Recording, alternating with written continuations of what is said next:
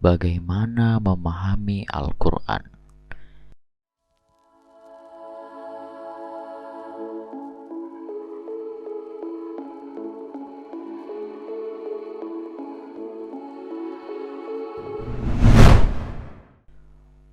Untuk bisa paham isi Al-Quran, kita harus tahu dasar ilmunya. Sama halnya dalam mengerjakan soal matematika. Walaupun kita tahu rumusnya, namun jika kita tidak paham, maka kita tidak akan bisa menyelesaikan soal tersebut dengan benar. Al-Quran sendiri memiliki dasar rumus dalam memahami isinya. Kita ketahui dalam surat Al-Waqiah ayat 77-79.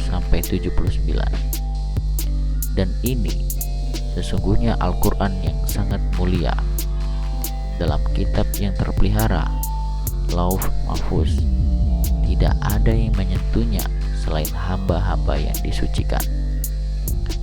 Pemahaman Al-Quran adalah pemahaman yang mulia, sebuah pemahaman yang suci, dan Allah sudah menetapkan bahwa orang-orang yang berhak untuk memahaminya adalah hamba-hamba yang disucikan.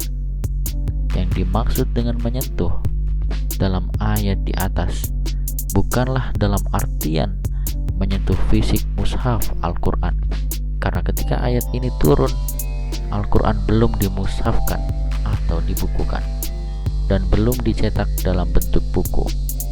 Di samping itu, sangatlah tidak masuk akal jika fisik mushaf Al-Quran tidak dapat disentuh secara fisik.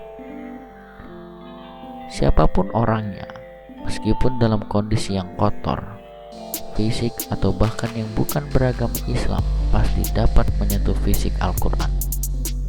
Oleh karena itu, yang dimaksud dengan menyentuh dalam ayat tersebut bukanlah menyentuh dalam artian fisik, tetapi secara nilai.